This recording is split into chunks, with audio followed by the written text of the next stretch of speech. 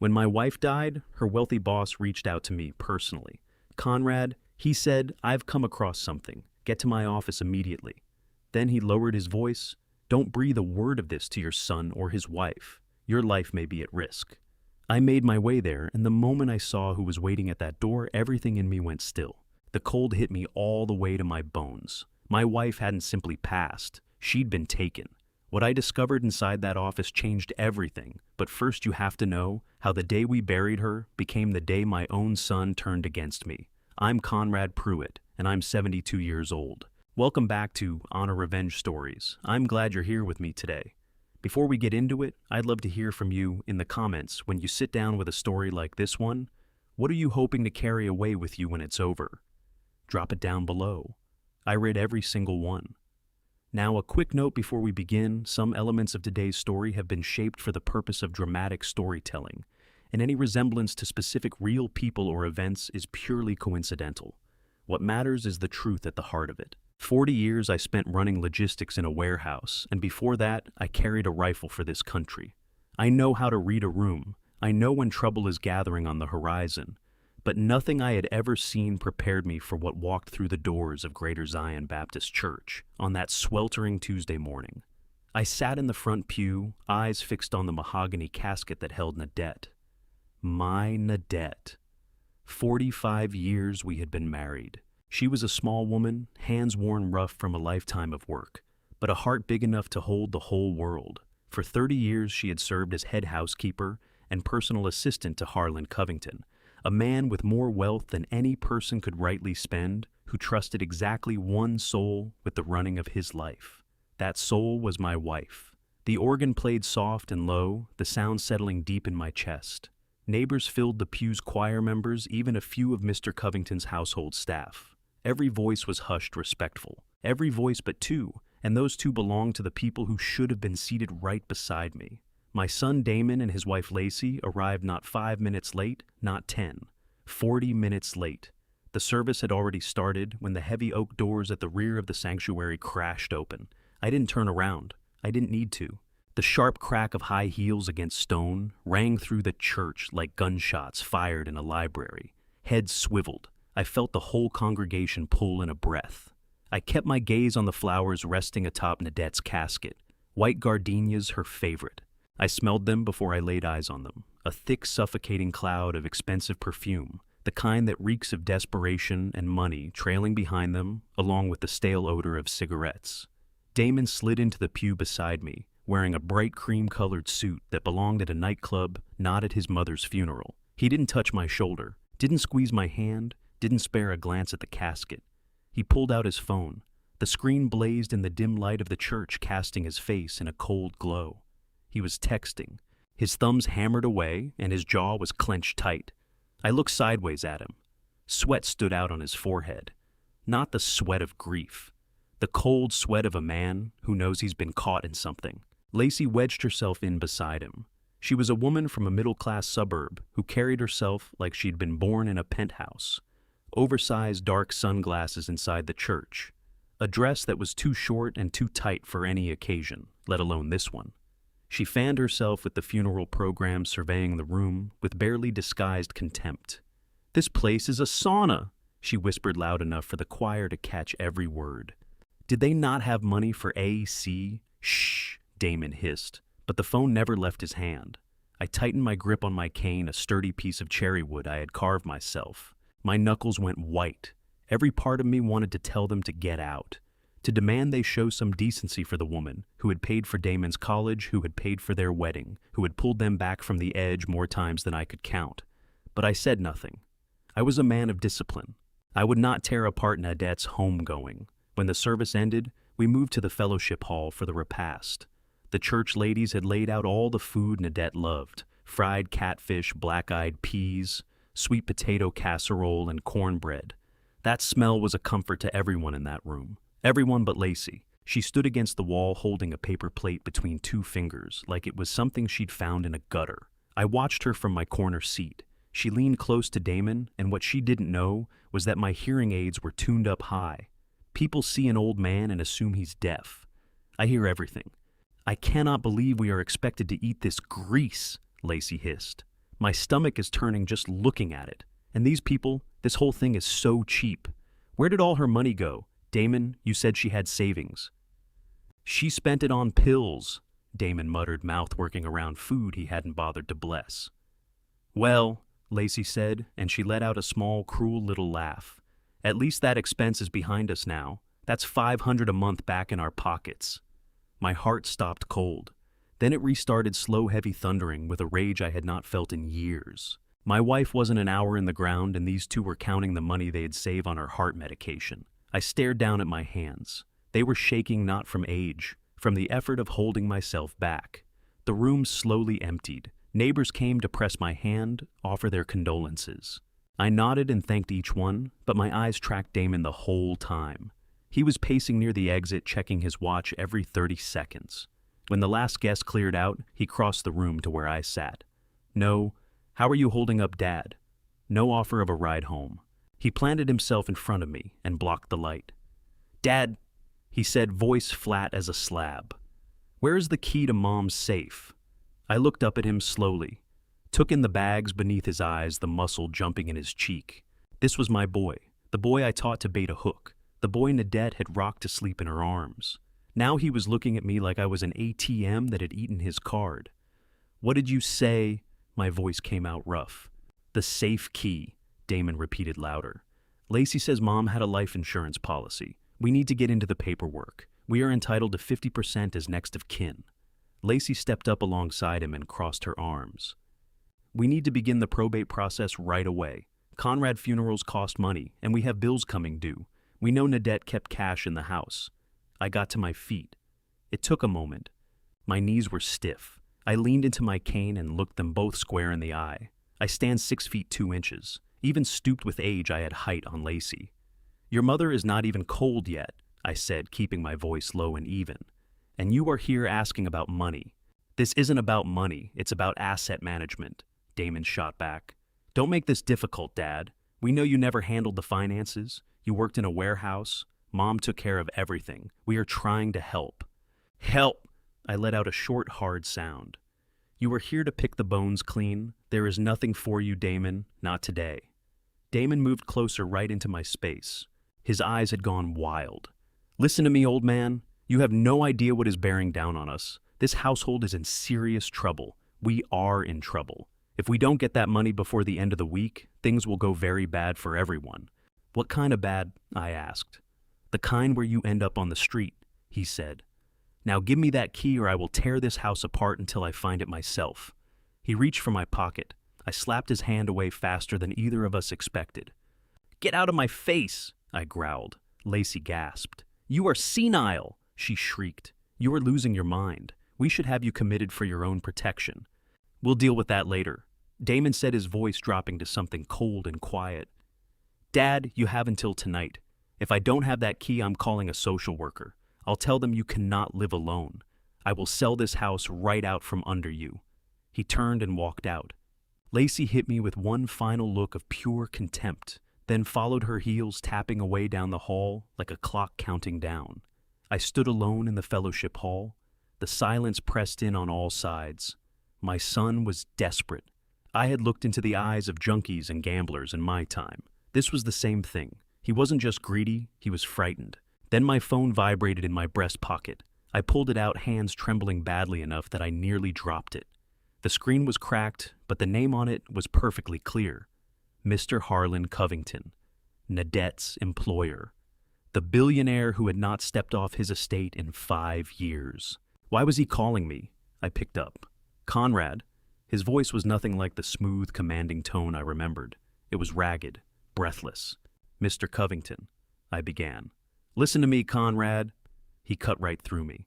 I was going through the safe Nadette kept here in my private office. She left something behind, a ledger and a recording. I frowned. A recording. Conrad, you need to come to my estate right now. Do not go home. Do not say a word to Damon. Do not tell that woman he married. If they find out what I know, you will not live through the night. What are you talking about, Mr. Covington? They didn't simply wait for her to die, Conrad Covington whispered. They helped her along. The room tilted. I grabbed the back of a chair to keep from going down. Come to the service entrance, Covington said. The gate is already open. I have someone here you need to see." I ended the call. The grief that had been pressing down on me like a stone lifted away, replaced by something cold and solid. I walked out of that church and got behind the wheel of my rusted 1995 Chevy pickup truck. She was old and rough to look at, but the engine never let me down, and in the glove box wrapped in an oily rag sat my old service pistol. I checked the chamber, loaded. I was no longer just a widower standing over his wife's grave. I was a soldier moving into hostile ground, and my own son was the objective. I told Damon I needed to run over to the pastor's office to settle the final bill for the service. It was a lie, but lies were the only language Damon had traded in for years now. I grabbed my keys from the hook near the door, but before I could turn the handle, a manicured hand slapped flat against the wood and blocked my way. Lacey, still wearing that black dress that fit her like a second skin, dark sunglasses still planted on her face even in the dim hallway. She thrust out an open palm, fingers waggling at me. "And just where do you think you're headed, Conrad?" Her voice had that syrupy coating she used when she wanted something, the kind of sweetness that turns your stomach. "To settle up with the church," I said, keeping it short. "You are not walking out of here without leaving the credit card," she said, moving to cut me off. "I have to pick up supplies for whoever stops by this evening. We need wine, we need proper cheese, not whatever the church ladies put out." I looked at her, really looked. Her eyes kept sliding to my back pocket where my wallet sat. She wasn't thinking about cheese. She was thinking about a boutique somewhere, a new handbag, a long afternoon swiping plastic until the stripe gave out the same way she had bled Nadette dry for years. I reached into my pocket. Lacey's mouth pulled into that small, hungry smirk of hers. I drew out my wallet, let it fall open, and pulled out a single $20 bill, wrinkled, worn, soft, with age just like me. I let it go. It drifted down and landed on the linoleum floor right between her expensive heels. "Pick up some crackers," I said. Her jaw dropped. She looked at the bill, then up at me, her face going patchy red. "Is this supposed to be funny?" she sputtered.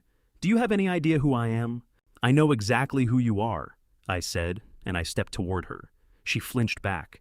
Just for a moment, the mask came off, and underneath it was plain fear. She shuffled aside to let me pass her eyes, already drifting back down to the 20 on the floor.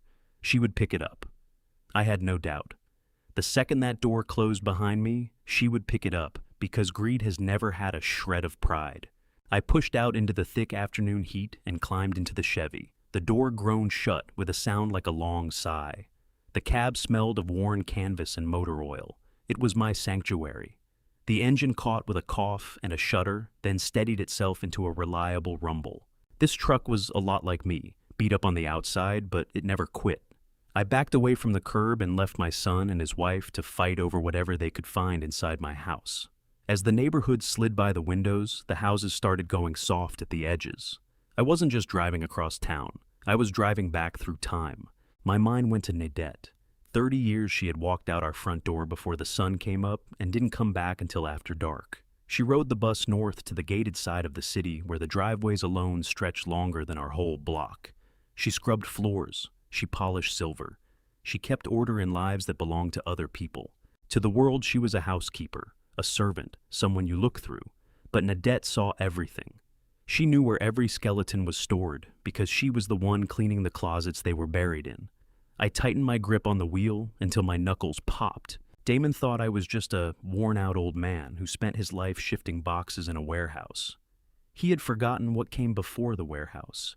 He had forgotten that the government shipped me to a jungle on the other side of the world when I was 18 years old. War teaches you things. It teaches you that the stillest moments are the ones to fear most.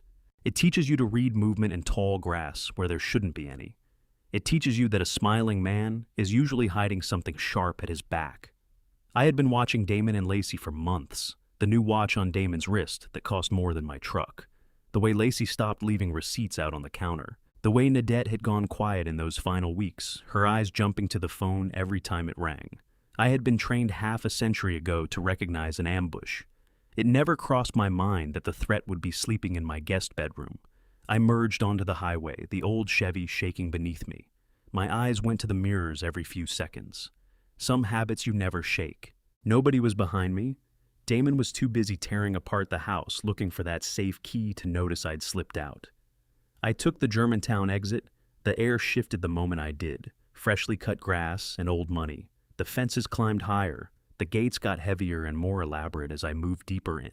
I pulled up to the massive iron gates of the Covington estate. A security camera swiveled and locked onto me. I cranked the window down. "Conrad Pruitt," I said. The gate clicked and swept open without a sound. I drove up a long, winding blacktop, lined on both sides, with oak trees that had been standing here longer than the nation itself. My battered truck looked like a muddy boot print on a white tablecloth against all that manicured landscaping. I parked beside a black Bentley. A lesser man might have felt the gap between his world and this one. I just felt sharp, clear. I got out and straightened my suit jacket. Off the rack, 10 years old, but I wore it with the bearing of a man who doesn't answer to anybody. The front door swung open before my hand reached it. Harlan Covington was there in his wheelchair, his body made small by age and sickness, but those eyes sharp as shattered glass. He wore a wool smoking jacket and a linen cravat. He didn't look at me like I was the help. He didn't look at me like some charity case he was doing a favor. He looked at me the way one soldier looks at another before a hard fight glad the other man showed up. "Conrad," he said, voice raspy but solid. "Mr. Covington." I dipped my head. He put out a hand, thin, unsteady, but his grip when I took it was something you wouldn't expect. We didn't shake the way businessmen do. We held on the way men do when the situation calls for it. "I am sorry about Nadette," he said. "She was the finest woman I ever had the privilege of knowing. Better than me. Better than most." "Thank you, sir," I managed. My throat had gone tight. "Come in," Covington said, turning the chair. "We are short on time. Your son will work out you're gone before long." I followed him inside. Marble floors, ceilings that climbed 20 feet overhead. The place was a palace, but it sat cold and hollow. Nadette had been the warmth in these rooms. Without her, it was nothing but a very expensive museum. We moved past the grand staircase, past a formal dining room, where a long table sat bare and unused, then down a corridor lined with painted portraits of long-dead ancestors who looked down at me with the particular disapproval of people who never earned anything themselves. I looked right back. I had put more men in the ground than they'd ever known. Covington brought me to his private study at the far end of the house.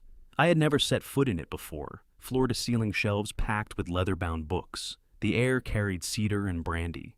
Heavy drapes blocked the afternoon light and left the room sitting in shadow. But we weren't alone. A man stood near the fireplace whom I had never seen before, tall, wearing a trench coat that had been through some things. A scar traced down one cheek. His eyes had the flat, used-up look of someone who had spent time at the bottom of a bottle, and the bottom of what people are capable of. "Conrad, this is Mr. Nolan," Covington said.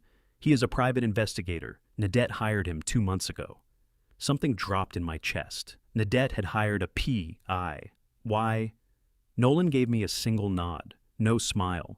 He looked at me with something that sat between pity and respect. "Please sit down," Covington said, gesturing toward a deep leather chair facing his oak desk. I sat. The leather groaned under me. It felt like settling into a chair where a sentence was about to be handed down. Covington wheeled himself around behind the desk and rested his hands on a small stack of items sitting on the green blotter. A slim, black leather journal. I knew it the instant I saw it. Nadette's prayer journal. She carried that thing with her everywhere she went. Beside it lay a thick envelope, the kind that holds photographs. "I found these in the safe Nadette kept here," Covington said quietly. "She had her own combination. I never asked what she stored inside. I trusted her completely. But after she passed, I knew I had to open it. I owed it to her to make sure her affairs were looked after." He slid the journal across the desk toward me. "Open it, Conrad. Read the last entry." My hands were unsteady as I reached for the book. The leather felt warm as though she had just set it down. I opened it to the bookmark. The handwriting was hers, neat looping letters I had known for 45 years. But the ink was shaky like she had been writing in a rush or in fear. I read the words. Damon asked for money again. I told him no. He looked at me with eyes I recognize. He looked at me like he hated me. I found the pills in his jacket pocket today. They look just like my heart medication, but they aren't. I am scared, Conrad. I am scared of our son. I stopped reading. The room seemed to tilt sideways. I couldn't pull in a breath. Mr. Nolan spoke then, his voice gravelly. "Look at the photographs, Mr. Pruitt. I reached for the envelope and emptied it onto the desk. Dozens of photos scattered across the surface. Grainy taken through a long-range lens, but the people in them were unmistakable. There was Damon in an alleyway talking to a man with tattoos climbing up his neck, pressing a thick roll of cash into the man's hand. Another shot showed Damon and Lacey inside a parked car.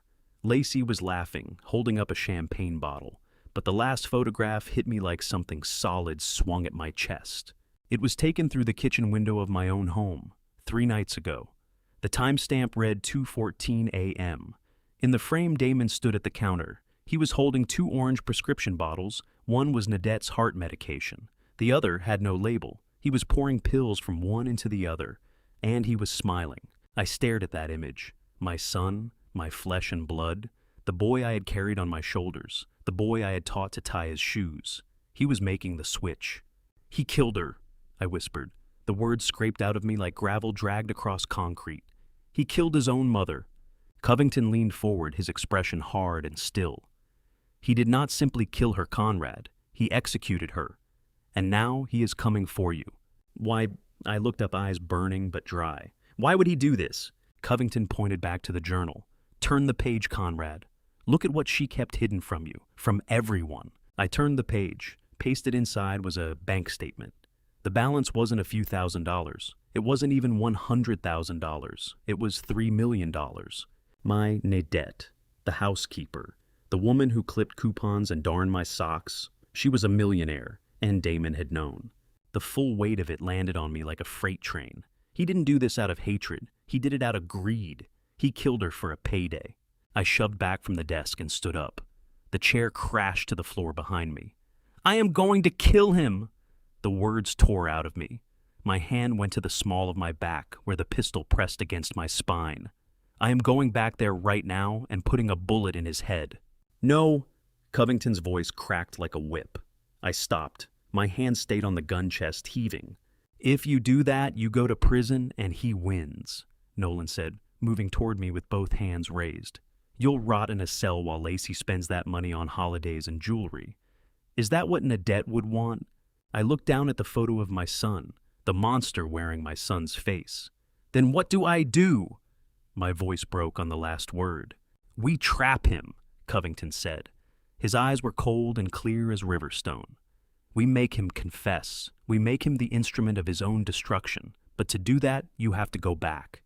"I'll back," I repeated, "to that house, with him." "Yes," Covington said. "You go back, you play the grieving old man, confused, weak. You make him believe he has already won. You make him comfortable. Can you do that, Conrad? Can you sit across from the man who murdered your wife and let him think you don't know a thing?" I looked at the journal. I looked at the photographs. I thought about Nadette, about the fear she must have carried alone in those last days, afraid to say a word. I drew a slow breath. I straightened my jacket. I picked up my cane. I had been a soldier once. I knew how to hold a position. And I knew how to wait for the moment to take the shot. "I will do it," I said. Covington nodded. "Good. Now listen to me carefully. This is what we are going to do." And as he laid it all out, I felt something ancient stir inside me, the part of me that had survived a jungle and a war and 40 years of a hard life. My son thought he was the hunter. He thought I was something he could run down and finish off at his leisure. He was about to discover he had wandered into the wrong man's territory. Now, let me tell you what Nolan had uncovered, because the full picture was worse than anything I had imagined. Covington slid the small black leather journal across the mahogany desk toward me. It carried the faint scent of lavender, the same fragrance Nadette had worn every day of our married life. My hands weren't steady as I opened the cover. The handwriting was familiar, those neat loops I had watched move across birthday cards and grocery lists for 45 years. But the words on these pages were strangers to me. I began to read. March 12th. "Mr. Covington's portfolio is up 12% this quarter. My recommendations on the tech startups paid off." I lifted my eyes from the page. Recommendations. My Nadette. The woman who hunted down coupons for canned goods was giving investment counsel to a billionaire. I looked over at Covington. He nodded. Nadette was not just my housekeeper, Conrad. She was my financial compass. She had a gift. She could read patterns in the market that trained analysts walked right past. Over 30 years, I paid her a commission on every trade that succeeded. I turned the page. A bank statement was folded and pasted in. The balance made the air leave my lungs. $3 million. My wife had built a quiet fortune scrubbing floors by day, studying the markets by night, and never breathed a word of it to me. But as I moved through the journal, the entries changed. The handwriting grew jagged and tight. January 4th. I found another withdrawal, $2,000. The signature looks like mine, but the loop on the E is wrong. It is Damon. I know it is him. February 10th. $5,000 this time. I confronted him. He denied it. He screamed at me. He said I owed him. At the bottom of that page, she had tallied the total. $50,000 gone over 2 years. My son had been draining his mother's savings while he drove a leased Mercedes and wore Italian suits. The shame burned hotter in my chest than the grief. She never told me. She carried every bit of it alone to protect me from the truth about what our boy had become. She died trying to hold on to what she had built against his greed. Nolan stepped forward, his trench coat shifting as he moved. He laid a row of photographs out across the desk. Night vision shots, grainy, washed in green, but sharp enough to stop my heart cold. Mr. Pruitt, look at the timestamp. 2:14 a.m., 3 days before your wife passed. The photo showed my kitchen. The checkered curtains Nadette had sewn herself were right there in the frame. And there was Damon at the counter standing beside the pill organizer she kept by the sink. He was holding a small amber vial that looked identical to her heart medication. In the next photograph, he was emptying that vial into the organizer and sliding her real pills into his pocket. Nolan set a calloused finger on the image. We pulled the trash from your curb the following morning. We recovered the vial. It did not contain beta blockers. It contained a concentrated stimulant, a high-grade amphetamine compound dangerous enough to trigger cardiac arrest in a healthy person. For a woman with your wife's heart condition, it was a death sentence. Covington's voice came in low, rough as gravel. It was not a heart attack, Conrad. It was murder, calculated, cold-blooded. He waited until her prescription was running low, then he made the swap. He knew exactly what those pills would do to her. He stood there and watched her take them. He watched her die. He did it for money. He did it because she was about to cut him off entirely. I stared at the photograph. My son's face caught in the refrigerator light. No hesitation on his face. No grief. No flicker of what he was doing. He was smirking. The monster who had slept under my roof. The boy I had taught to ride a bike. He had poisoned the woman who gave him life because he wanted a payout. He had traded her for a gambling debt. It was not natural causes. It was an execution carried out in our own kitchen while she slept down the hall. A sound came out of me that I had no name for. Low and raw and animal. The room went red at the edges. I grabbed the desk hard enough to feel the wood flex under my hands. I stood up and the heavy leather chair toppled behind me.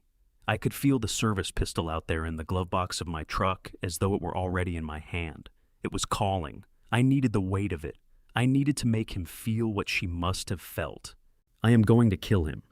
The words ripped out of my throat raw and bleeding. I am going to drive back there and put him down like a rabid dog. He does not deserve to breathe. He does not deserve a trial. He took my Nadette. He took my whole life. I turned for the door hand, already reaching for the handle. I wasn't a father in that moment. I was an executioner. I could see the whole thing play out.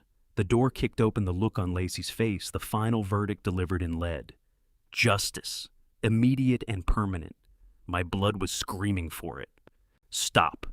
Covington's voice split the air like a crack of thunder. His hand came down hard on the desk. Conrad, stop. You walk out the door carrying a gun and you lose everything. Prison for whatever years you have left. And Damon walks free. He becomes the grieving son. He inherits the house. He inherits the money. Lacey spends every last cent while you rot in a cell. Is that what you want? Is that what Nadette would want? I froze, hand on the knob chest, heaving like a bellows. Nolan moved and put himself between me and the door. We don't have enough for a conviction yet, Conrad. The vial we pulled from the trash is circumstantial.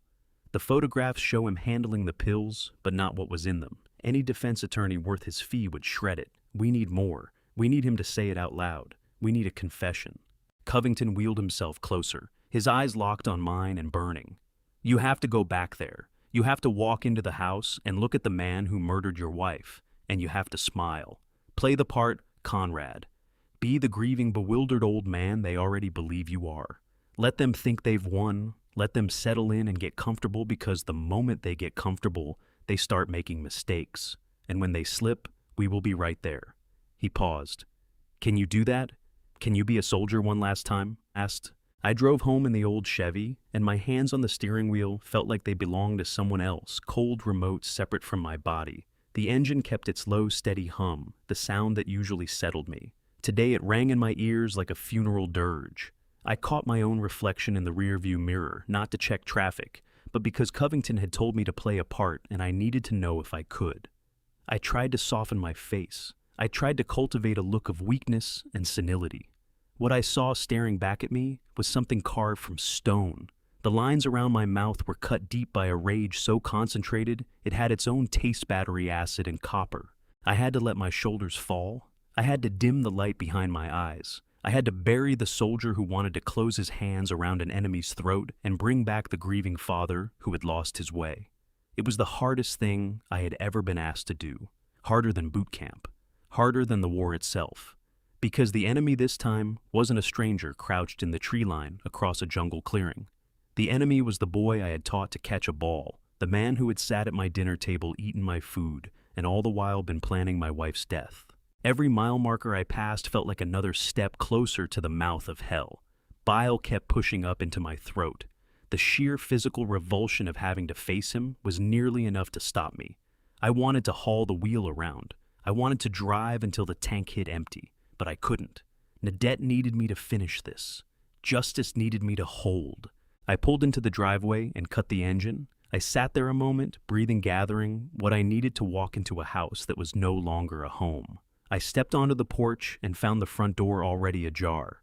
My heart knocked hard against my ribs, not from fear, but from the desecration of it. This was Nadette's sanctuary. She kept it clean. She kept it holy. Now the door hung open like a broken jaw. I stepped into the foyer, and the first thing that reached me was the sound. A wet, tearing noise, sharp and ugly like fabric being ripped from a frame. I came around into the living room and halted. The air was dense with dust and scattered stuffing. Lacey was on her knees in the middle of the floor. In her fist, she gripped a yellow box cutter. She was going through Nadette's favorite floral sofa, the one Nadette had saved 3 years to purchase, slashing the cushions open one by one, and plunging both hands into the filling, pulling it out in great white fistfuls.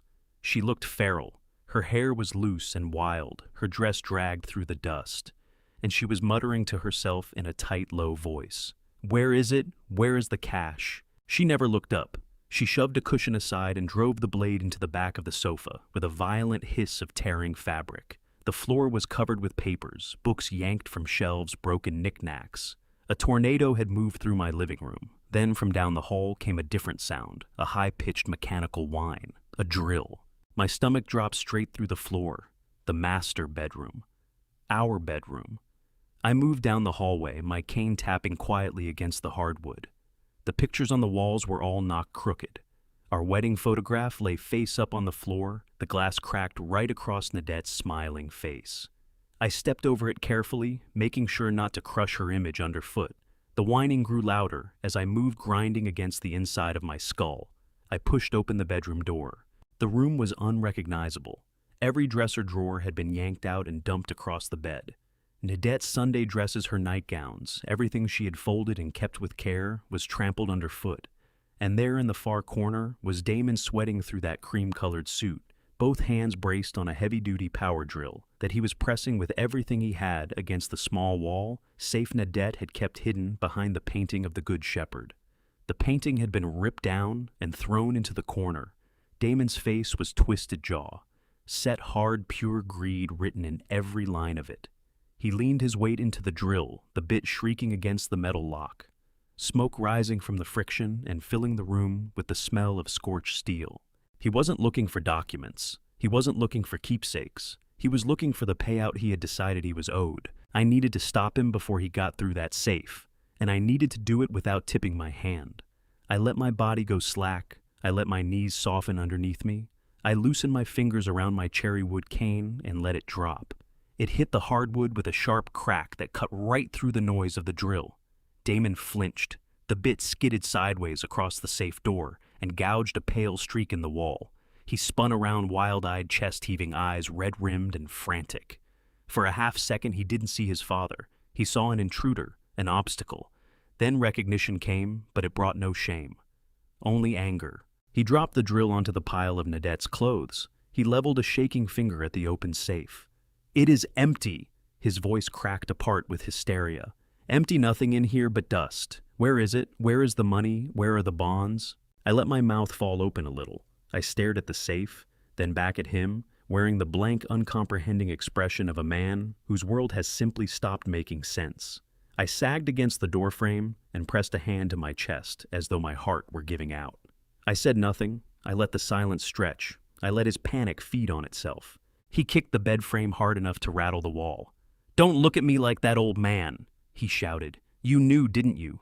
You knew she moved it. You and her were always whispering, always hiding things from me." Damon crossed the room in 3 long strides. He had played football in high school, and he used every inch of that size now. He grabbed the front of my jacket, bunching the cheap fabric in his fist, and drove me back against the doorframe. His face was right up against mine. I could smell the stale alcohol on his breath, underneath the sharp, acrid stench of his own fear. He reached down and snatched the drill back up. He revved it once the sound jagged and close, right next to my ear. He held the spinning bit inches from my face, gray steel blurring, smelling of ozone and heat. "Tell me!" he hissed, his spit landing on my cheek. "Tell me where the old hag hid the money, or I swear to God I will drill the answer out of your skull. Speak, old man. Where is the inheritance?" The bit spun inches from my nose, a gray spiral of violence just waiting to happen. Damon was breathing hard, eyes blown wide with a madness that had swallowed him whole. I could feel the heat from the drill's motor radiating against my cheek. My heart was already slamming against my ribs, a frantic drumbeat of adrenaline and raw fear, but I knew I had to turn that into a weapon. Covington's words cut through the noise, sharp and steady. "Buy time, Conrad. Play the victim. Don't let him kill you before we have the proof." I looked into my son's eyes and found nothing familiar there, only the cold, flat gaze of a stranger who wanted something I was holding. He screamed again, demanding the location of money that had never been in that safe to begin with. I understood that if I stayed on my feet, he would use that drill. He was somewhere far past reason. I let my eyelids flutter. I let my jaw go slack. A trembling hand came up and clawed at the fabric of my shirt right over my heart. I forced the air from my lungs in a ragged, wheezing gasp, the sound of an engine seizing. My knees gave, and I stopped fighting gravity. I slid down the doorframe, my back dragging against the wood, until I hit the floor with a dull, heavy thud. I curled inward, a low groan rising in my throat, fingers clawing at the carpet. It wasn't all performance. The grief, the stress, the sheer physical menace in that room had spiked my blood pressure into dangerous territory. The walls were starting to tilt around me. Damon stepped back, the drill still spinning in his grip, his face shifting from fury to sudden alarm. He wasn't worried about his father dying. He was worried about losing the combination to the safe.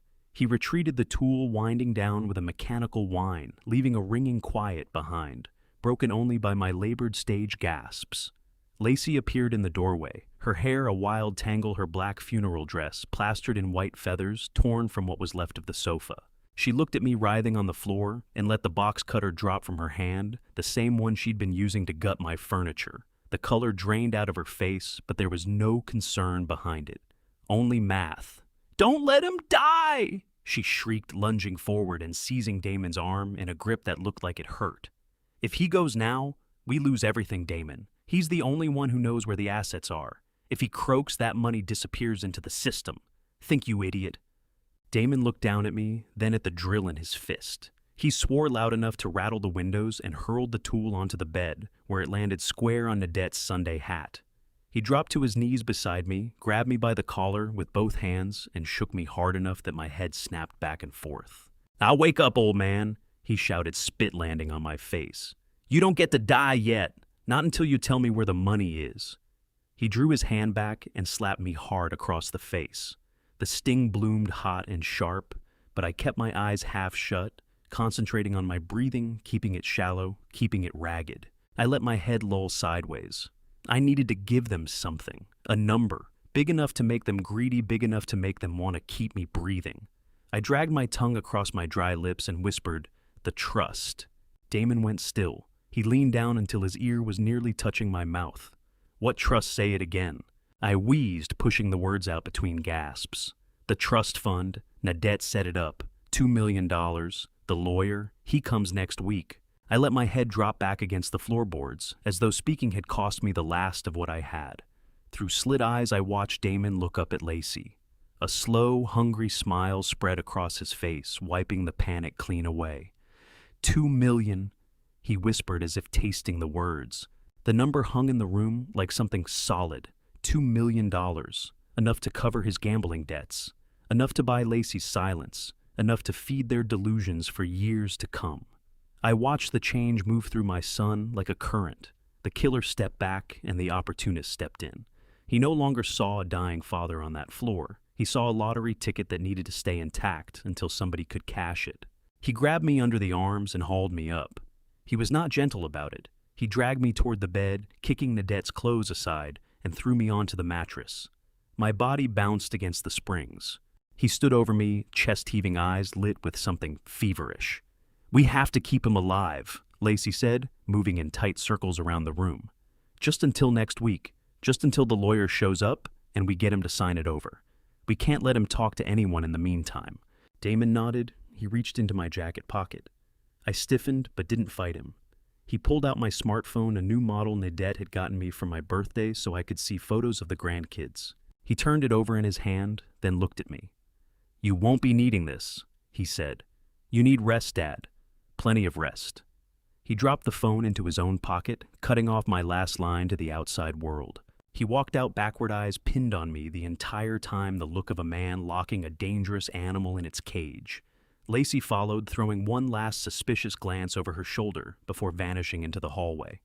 The door slammed shut. The thud of it traveled up through the floorboards and into my bones. Then came the sound that closed the trap, the metallic scrape of the deadbolt, the clean, sharp click of the lock. I was a prisoner inside a house I had bled 40 years to pay for. I lay still on the mattress and listened to their footsteps fade down the hall, listened to them whispering about millions that had never existed, mapping out a future they would never reach. I stared at the ceiling and waited for the silence to fully settle before I let myself move. They believed they'd taken my phone. They believed they'd cut me off. They had no idea about the loose floorboard under the bed or what I'd kept hidden beneath it. 2 days dragged by in that airless room. The air grew thick with the smell of my own sweat and the faint fading perfume of Nadette that still clung to the curtains. Sunlight crawled across the floorboards, measuring time, the way a prisoner scratches tally marks into a wall. I sat in the armchair facing the window and watched the world carry on without me. The neighbor walked his dog. The mailman came and went. Not one of them knew that inside the yellow house on Beale Avenue, an old man was rotting in captivity. Twice a day the lock would turn, and the door would crack open an inch. Lacey would slide a plastic plate across the floor with the toe of her foot, like she was putting out scraps for a stray dog. The first meal was a sandwich on bread that had gone green at the crust. The cheese was hard and sweating. The water came in a dirty glass lukewarm from the tap. "Eat up, old man," she'd sneer through the gap. "We're cutting costs until the trust fund clears." I stared at that food and felt my stomach turn over. Every instinct I had told me to hurl it back at her to starve before I'd swallow her contempt. But I was a soldier. Soldiers don't let pride empty their tank. Soldiers eat whatever they can get their hands on and keep the machine running. I picked the mold off with trembling fingers. I ate the dry bread. I drank the water. I needed to stay strong. When they were asleep, I did push-ups against the wall. I paced the length of the room to keep the circulation moving in my legs. I wasn't just enduring. I was readying myself, honing my mind and my body for the moment that door would swing all the way open. Night settled over the house like a weight pressing down on it. The structure eased into quiet, but it was a restless kind of quiet, the creaks and groans of old wood working through the dark. I pressed my ear flat against the door. The house was old, built in the 20s, and the ventilation ducts carried sound the way wire carries a signal. I could hear heavy footsteps in the living room, back and forth, the pacing of something caged. Then a cell phone shattered the silence. Damon answered on the first ring. His voice was low, but the desperation in it made it carry right through the walls. I pressed in closer and pulled the words apart from the wood. "Please listen to me, Bacco," I heard him plead. I've got the money coming. It's a trust fund. My mother left it. No, no, don't send anyone to the house. I swear on my life, I'll have it. A pause stretched out long and terrifying. I could almost hear the voice on the other end pronouncing a sentence. Then Damon spoke again, his voice fracturing. $500,000 is a lot of cash to move in 2 days. I need more time. Just give me a week. Please, Bacco. I lost it on the spread, but I can make it back. Don't touch my legs. I heard a sob, a grown man weeping to a gangster. I understood then that it wasn't just greed driving any of this. It was survival. My son had thrown away $500,000 betting on football games he had no business touching. He was buried deep with the kind of men who didn't send reminder letters. They sent men with baseball bats and pliers. The deadline was 3 days. If he didn't pay, he was already dead, just still walking around. And I was his collateral. He needed that $2 million not to buy himself luxury, but to buy himself time. He was going to squeeze me until I signed, or until I stopped breathing, because someone had a gun pressed to the back of his skull. I sank down against the door until the floor caught me. My son wasn't just a murderer. He was a desperate fool. And there is nothing on this earth more dangerous than a desperate fool. I waited until I heard Damon go under on the couch, the clink of a bottle against a glass, telling me he was drinking his terror into the dark. Then I crawled toward the bed. Nadette had been a brilliant woman. She could read a storm coming before the first cloud broke the horizon. Years back when Damon first started skimming small amounts, she hired a carpenter to cut a false bottom into the floorboard on her side of the bed. She told me it was for her jewelry. I always knew it was for when things got bad. I shoved the heavy mattress aside with a grunt. My muscles burned through every inch of it, but I pushed the pain somewhere small and kept moving. I found the loose board and worked it free with the handle of a metal spoon I'd kept back from my dinner tray. Inside, wrapped tight in oilcloth, was my salvation, a Nokia brick phone, fully charged and dark. And beside it, cold and heavy in my palm, a .38 snub-nosed revolver. I checked the cylinder, 5 rounds, more than enough to finish it. But Covington was right. I needed justice, not just blood. I powered on the phone. The screen cast a green glow across the dark room. I typed out a message to the number Covington had given me, using the simple code we'd worked out between us. The wolf is at the door. Debt is 500 large. Deadline 3 days. Need extraction. I waited. The minutes moved like hours. I watched the battery. I watched the signal bars. Then the phone buzzed against my palm. One text. It read, "Lawyer Clement Hargrove arrives at 0900 hours tomorrow. He has the paperwork. Get ready to play your part. Do not break character. We are coming for you." I shut the phone down and tucked it back beneath the floorboard. I slid the revolver under my pillow. I stretched out in the dark and fixed my eyes on the ceiling. Tomorrow the curtain would go up. I closed my eyes and ran through my tremors, practiced my shuffle. Tomorrow I would give them the frail old man they were counting on seeing. But inside, I was already pulling the trigger. Morning arrived like a verdict I hadn't earned. But the snap of the deadbolt told me the performance had begun.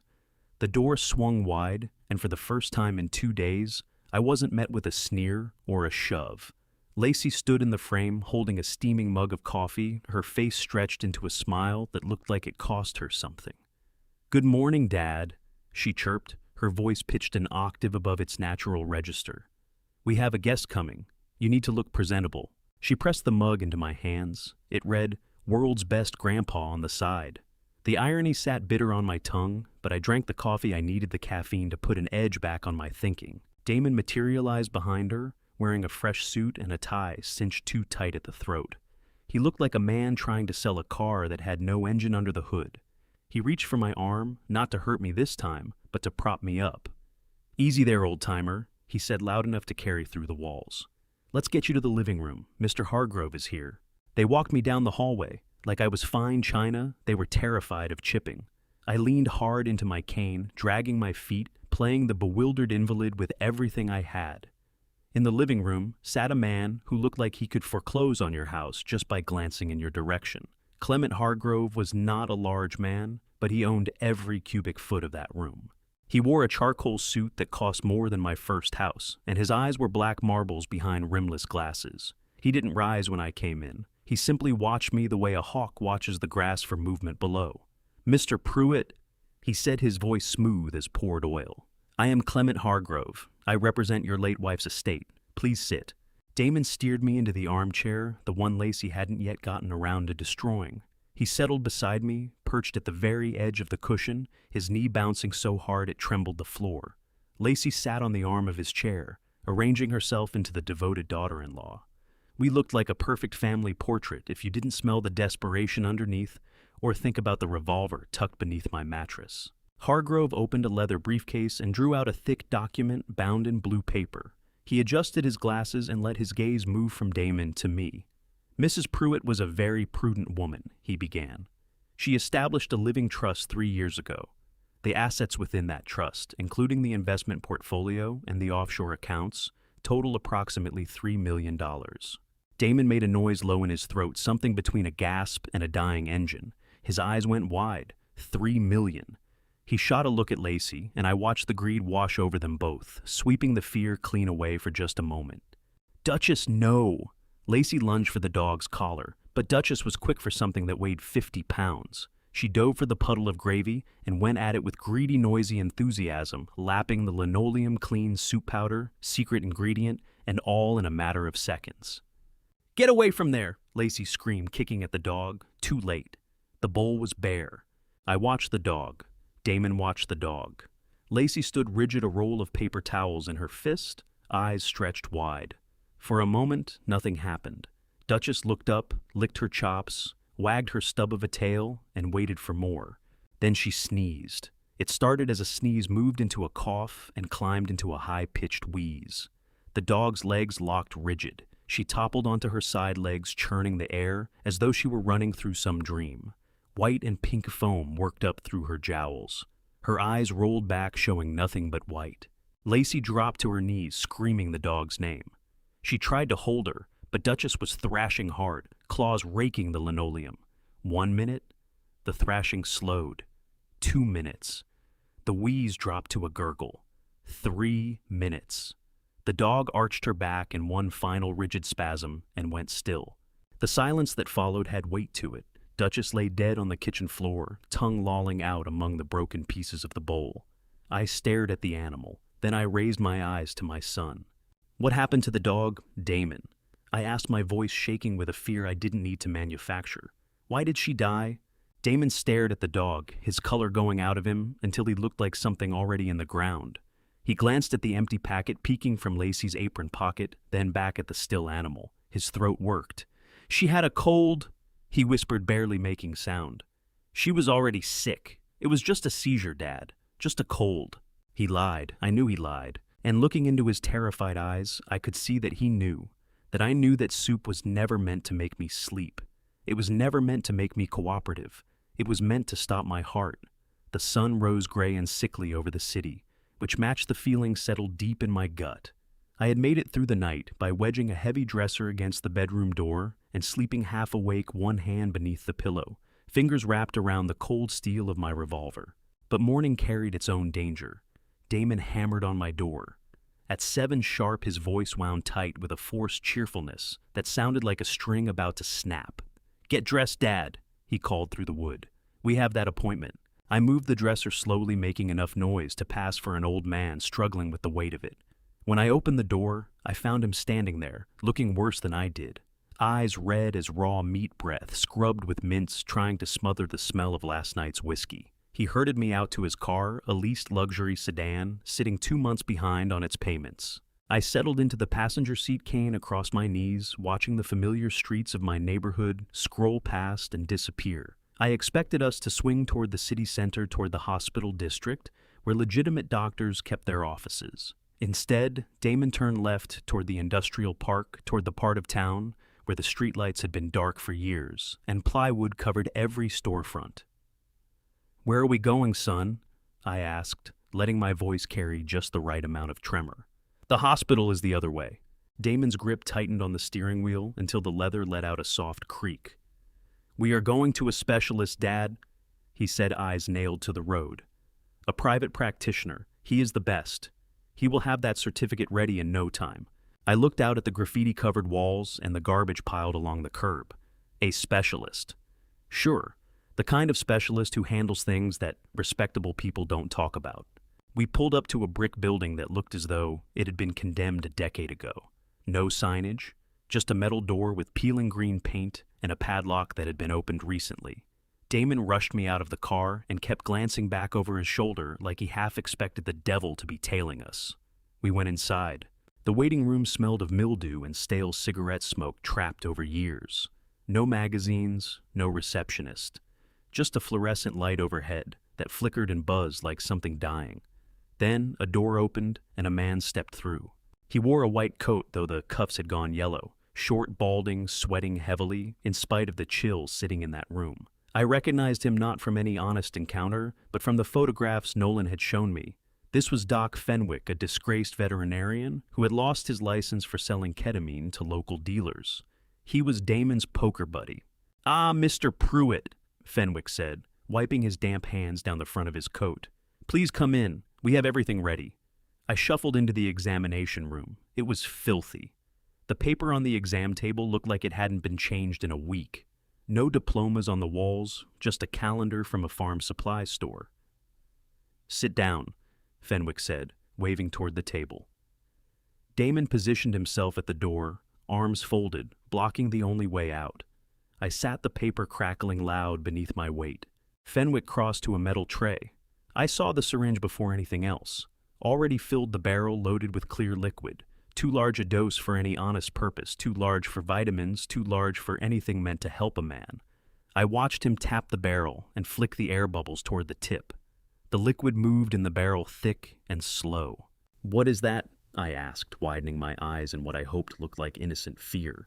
"Just a vitamin cocktail," Fenwick said, his own voice unsteady. "It will perk you right up, get the blood moving before you see the lawyer. Helps with memory." From the doorway, Damon nodded. "Take it, Dad. It is for your own good." I studied the needle. Then I studied Fenwick. His hands were shaking. His tongue kept finding his lips. He was terrified, not a killer by nature, just a desperate man doing a favor for a desperate friend. But a needle in the arm kills just as surely as a bullet to the head. That liquid wasn't vitamins. It was almost certainly a cocktail of adrenaline and digitalis enough to trigger a fatal cardiac event in an elderly man with elevated blood pressure. The backup plan. Since Duchess had lapped up the soup, they'd move straight to injecting the poison themselves. Fenwick stepped toward me, needle raised. "Roll up your sleeve, Mr. Pruitt," he said. I glanced at Damon. He was watching with a hunger that made my skin crawl. He wanted this finished. He wanted his inheritance. I began working my cuff button loose, my movements deliberately, agonizing each motion drawn out. Fenwick shifted his weight, impatient. Come on," he muttered under his breath. I got the sleeve up, bearing the thin skin on the inside of my forearm. Fenwick leaned in. I could smell fear on him, an antiseptic underneath it. He grabbed my arm to hold it steady. He found the vein. The tip of the needle hovered a hair's width from my skin. Then I moved, not with force, but with quiet deliberateness. I leaned in until my mouth was close to his ear. With my free hand, I closed my fingers around his wrist. Not the grip of a frail old man. The grip of someone who had been loading crates for 40 years. Fenwick went rigid. His eyes cut sideways to meet mine. "Dakbaich," I said, my voice low, and even every trace of the senile tremor I had been performing gone from it. "Before you push that plunger, there is something you ought to know. About 20 minutes ago, I sent a GPS pin to my fishing buddy. He gets uneasy when I turn up in rough neighborhoods." Fenwick's brow furrowed. "Your fishing buddy," he said. "That is right," I said, tightening my grip until I felt the bones of his wrists shift against each other. "His name is Sheriff Colburn. He is on his way here right now to have a cup of coffee with us. And he is bringing the drug dogs." The blood left Fenwick's face so fast, I thought he might go down where he stood. The needle slipped from his fingers and rang off the metal tray. He wrenched his arm free and staggered backward, crashing into a cabinet of glass jars that rattled and shook. "As the sheriff," he squeaked. "You called the sheriff." He wheeled on Damon, eyes bulging. "You told me he was senile. You told me he didn't know what day it was. He knows the sheriff, Damon. You brought a man with friends on the force into my clinic. Are you trying to get me killed?" Damon looked from me to Fenwick and back again, his mouth opening and closing without finding any words. "He is lying," he finally shouted. "He doesn't know how to use a smartphone. I took it from him." I smiled, a cold, flat smile. "I have more than one phone, son." Fenwick grabbed Damon by the lapels and drove him toward the door. "Get out!" he screamed. Get him out of here right now. I am not going to prison for you. Take your father and your debts and clear out before those cops pull up." He shoved us through the back door and out into the alley. "Get out!" he shouted again, slamming the heavy metal door and throwing the lock with a deep final thunk. We stood in the garbage-strewn alley while the distant wail of a siren somewhere in the city played games with Damon's nerves. He looked at me, and for the first time what he saw wasn't a victim. He saw a threat, but he was buried too deep in his own desperation to see the full picture. He seized my arm fingers, pressing into the muscle of my bicep, hard enough to bruise and drag me toward the car. He threw me into the passenger seat and slammed the door so hard the whole frame shook. He came around to the driver's side and got in, then beat the steering wheel with his fists once, twice, 3 times. He let out a raw, wordless sound of pure frustration. Then he turned to me. His face was all twisted angles, his eyes burning with a hatred that had no floor. "Fine," he hissed, turning the key and hammering the accelerator out of the alley. "You want to play games, old man? You want to make this hard? We tried the easy way. We tried being civil, but you leave me no choice. Tonight you sign those papers. I do not care if I have to break every finger on your hand to make you hold the pen. We are doing this the hard way." We drove back to my house in a silence that weighed more than the thick air outside. Damon's knuckles were white on the wheel, his eyes flicking to the rearview mirror every few seconds, as if he expected Sheriff Colburn to rise up from the asphalt behind us. I sat in the passenger seat and watched the familiar neighborhood slide past. The oak trees I had planted 30 years ago, the mailboxes I knew by name. We turned the corner onto my street and my stomach fell straight through the floor. There, in the middle of my front lawn, driven right into the heart of Nadette's prize-winning hydrangea bushes, was a sign. Bright red, aggressive, for sale, by owner, cash only. My heart slammed against my ribs. I looked at the driveway. A sensible silver station wagon was parked there.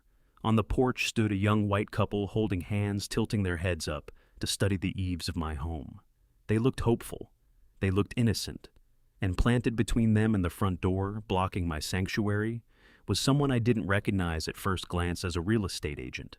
Because she wasn't one. It was Lacey, floral dress clipboard in hand, pointing up at the roofline and working that shark smile of hers. Damon didn't even ease off the gas until we were right on top of them. He cut the wheel hard onto the grass, leaving deep black tire gouges across the lawn Nadette had kept so carefully all those years. The disrespect nearly stopped my breath. They weren't just trying to kill me, they were erasing me, selling the walls that held my memories before my body had even gone cold. I climbed out of the car, and the humidity wrapped around me, but it was Lacey's voice that made me sweat. She was talking fast and loud, pitching her tone up into that false sweetness she deployed whenever she wanted something. "Oh yes," she was saying, "great bones, a real fixer-upper but full of charm. We are letting it go at a steal because we need a quick closing." The young husband was eyeing the peeling paint on the porch railing. "Why is the price this low?" he asked. "It seems too good to be true." Lacey let out a laugh that sounded like glass breaking. "Well, to be honest," she said, dropping her voice into that rehearsed, confiding tone, "my father-in-law is moving into a specialized memory care facility next week. It is very sad, really. He has become quite unmanageable, dangerous even. We need the funds to pay for his treatment. A bed is already waiting. We just need a cash deposit today to hand over the keys on Monday." I stood by the car door trembling, not from age, from a rage so clean and hot it felt like fire moving through my blood. She was selling my life. She was selling the room where I held Nadette when she cried. She was selling the kitchen where we danced on Sunday mornings. And she was doing it for a cash deposit she would likely drop on a handbag before the sun finished setting. The young woman's face went soft with sympathy. "Oh, that is terrible," she said. "We could write a check for $5,000 today. Would that hold it?" Lacey's eyes lit up like neon.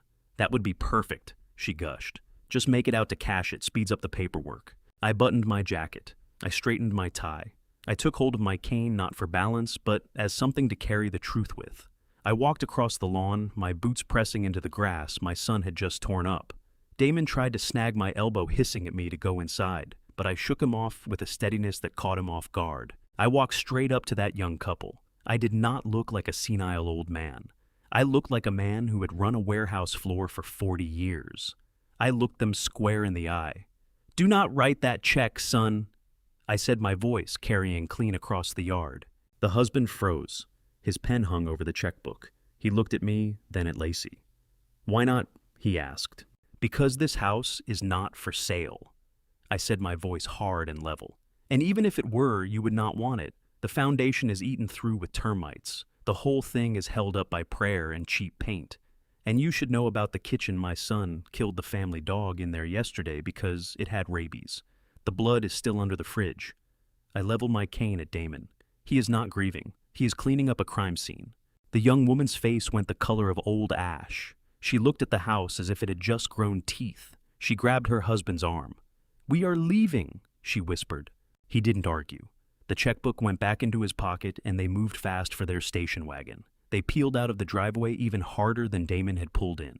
Lacey screamed. It was a raw animal sound. Pure fury ripped straight up from somewhere deep.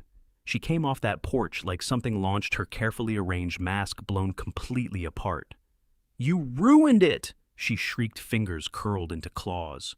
"You ruin everything, you useless old leech!" She lunged at me and raked her nails across my cheek, drawing blood. Damon stepped in and slapped her hard. The crack of it rang out like a shot. "Shut up!" he yelled. "Get inside before the neighbors call the police." He grabbed the front of my shirt and pulled me in close, his breath hot and reeking of fear. "You pushed me too far, old man," he hissed. "The games end tonight. You sign those papers or you are going to meet your mother a lot sooner than you planned." The sun went down, but the heat stayed locked inside the house like a fever that wouldn't break. The air was thick with cheap whiskey and the particular smell of fear. Damon wasn't bothering to lock me in the bedroom anymore. He sat in the middle of the living room, in my favorite armchair, the one Lacey hadn't gotten around to destroying. A 12-gauge shotgun lay across his lap.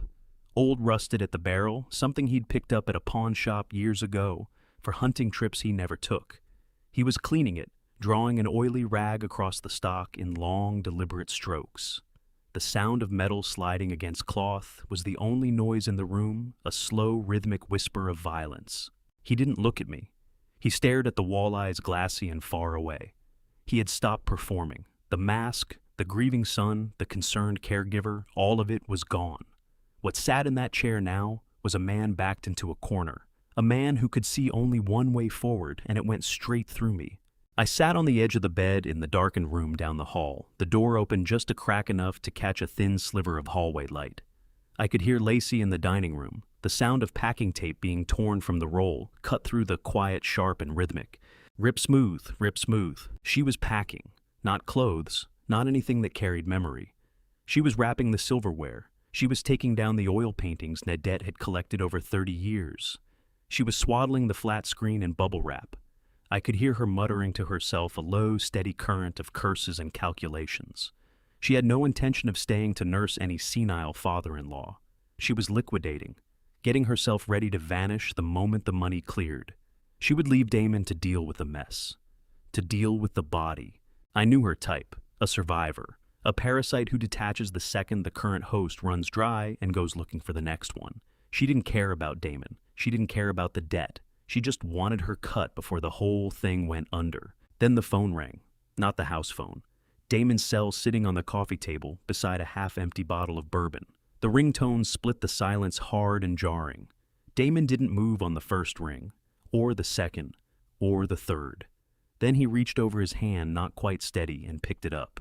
He put it on speaker, maybe habit, maybe, because he wanted me to hear it, to understand what was coming and why. "Yakov," he said, his voice fracturing. "Please, I just need a few more hours." The voice on the other end was calm, professional, terrifying in its quiet. "Damon," it said, "you are out of hours. My associates are already on their way. They have their instructions. If the money is not in the account by 9 a.m., they start with your knees. Then they move up. Do you understand?" The line went dead. Damon stared at the phone. He lifted the bottle and took a long pull, the bourbon running down his chin. He dragged the back of his hand across his mouth. His eyes were red-rimmed and wild. He stood the shotgun moving with him and swayed slightly, the alcohol and the terror blending into something that had its own specific gravity. He looked straight down the hallway at my door. His footsteps came heavy, uneven, striking the floorboards with the weight of a man who has made up his mind. He was coming. I reached under the mattress and found the cold steel of my revolver with my fingertips. But I didn't draw it. Not yet. I needed him closer. I needed him to commit. The door to my room blew open, slamming back into the wall hard enough to crack the plaster. Damon filled the doorway, the hall light throwing him into silhouette. He looked like something pulled from the dark pages of a child's nightmare. The shotgun was in one hand barrel, trained on my chest. In the other, he'd crumpled a sheet of paper, the power of attorney form the one Clement Hargrove had left behind. "Sign it!" He rasped his voice like gravel dragged across stone. "Sign it right now, old man, or I swear to God I'll redecorate this room with your brains." The barrel of that shotgun looked like a tunnel bored straight into the afterlife. Dark, cold, smelling of gun oil and old rust. I stared right down the throat of it. I didn't blink. I didn't look away. My heart was keeping a slow, steady beat against my ribs, the rhythm of a man who'd made his peace with dying long ago in a jungle on the other side of the world. Damon was the one shaking. The tremors began in his hands and crawled up his arms until his entire body was vibrating equal parts bourbon and raw adrenaline. He looked pathetic. He looked dangerous. He looked like a stranger who had borrowed my son's face. The paper crinkled and popped inside his fist. "Sign it!" he screamed again. "Sign the paper and I'll let you walk out of this. I'll put you somewhere safe, a home. You won't be bothered." In that split second, he understood that I wasn't senile. I wasn't confused. I wasn't anyone's victim. He understood that he had confessed everything to a man in full possession of his mind. A guttural roar tore loose from his throat. He swung the shotgun up, centering it on my head. His finger tightened against the trigger. The metal clicked as he took up the slack. I stared into the black hole of that barrel, and I did not blink. Then, the world came apart. A deafening crash erupted from the front of the house, the shriek of heavy wood, splitting metal hinges ripped clean from the frame. It sounded like a bomb going off indoors. The front door had been breached. Damon's head snapped toward the hallway. Beams of blinding white light sliced through the darkness of the house, cutting into the bedroom like blades. A voice amplified through a megaphone thundered through the shattered doorway and shook the walls. "Police, drop the weapon. Drop it now. The house is surrounded." Damon looked back at me, eyes wide with the understanding that his time had finally run dry. But he didn't drop the gun. He panicked. He grabbed me by the collar and hauled me upright, pulling my body in front of his as a shield against the justice storming down the hall. The room went blazing white.